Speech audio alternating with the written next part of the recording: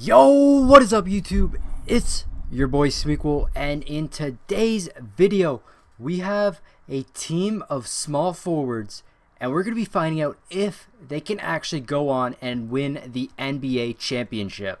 If you guys go on to enjoy the video, smash that like button. Let's see how many likes we can get in this video. Anyways, looking at our roster here, this is our team of small forwards. So I traded them from whatever team they were on onto the Kings because they're kind of the worst team in the league right now. I mean, you can either say it's them or the Nets, but I decided to use the Kings this time because they don't really have any star players except for Rudy Gay, which he's a small forward, so he's still on the team.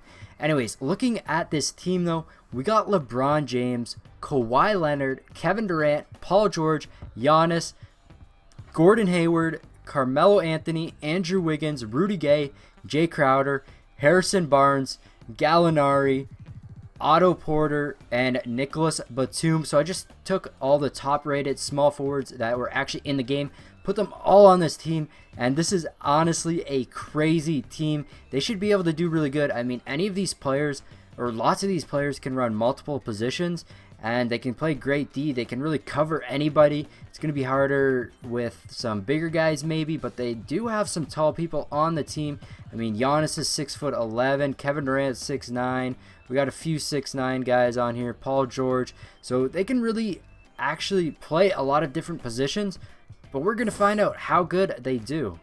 Alright, so we're just going to simulate through the season here and actually see how they end up doing. We'll maybe stop it about halfway through just to check up on everything. But right off the bat, getting 2 W's in a row.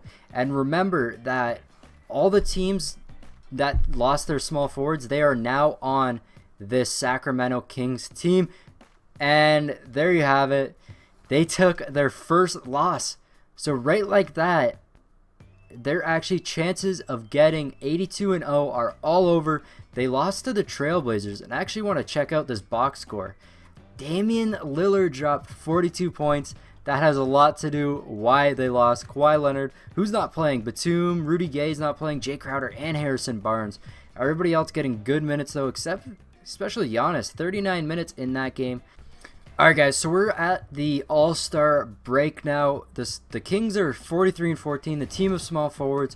And if we look at the roster right here, we can kind of see how everybody is doing. LeBron's still 97, Durant's at 95, Kawhi Leonard's at 95. It says he's up 1, but he was at a 96. Gordon Hayward is down to an 88. And Andrew Wiggins up 1 from an 84. Harrison Barnes went down. Everybody is actually over an 80 now. It's kind of surprising. So everybody on the team's over an 80, but it's not helping them too much. We can go over to the standings right here. Go to the conference. Kings out in front. The small forwards. Rockets are behind them. They took a few wins against the small forwards. And Eastern obviously won't. I mean, it is a big difference actually because the Cavaliers don't have LeBron. They're way down at the bottom. Boston and the Raptors are up on front, and the Bulls, they're not really losing anybody too important. But also in the West, the Warriors aren't doing nearly as good. Neither are the Spurs, are actually at the bottom without Kawhi. So there you go. It actually makes a huge difference taking out those small forwards for some of these teams. And I'm going to look at the statistics as well. Let's look at the league leaders. Westbrook, DeRozan, Lillard, Isaiah Thomas. So no small forwards out here at all. Can we get any on the list? None of our small forwards are doing anything big. They're just doing average probably because they're all on the same team and they can't really go all off. So we look at the small forwards though. Kevin Durant, Giannis, and LeBron still out on top. Andrew Wiggins doing really good as well. We're going to simulate the rest of the season, see how it ends up turning out, and if they can keep this really good record. Alright, so we're at the end of the season. We ended up going 63-19 with the small forwards. Not as good as I actually thought they were going to go. I thought they might have been able to go undefeated, but they couldn't. But Russell Westbrook gets MVP. Joel Embiid, Rookie of the Year. Mason Plumlee, 6th man. Hassan Whiteside, Defensive Player. CJ McCollum, Most Improved. And then, obviously, our coach gets Coach of the Year. But usually the rest of the standings, that's usually how it ends up turning out. But we're going to advance into the offseason. Giannis makes the first team. LeBron makes the second team. And Kevin Durant makes the third team. So somebody on every team. Defensive team, Giannis is on the second team. And rookies, I don't think we have any rookies, do we? No, we don't. So we're into the playoffs now, up against the Lakers first round. That should be an easy sweep for these guys. Let's find out, though. Actually, the Lakers go up 1-0 first. Okay, 1-1. 2-1 for us, for the small forwards. And the small forwards end up moving on.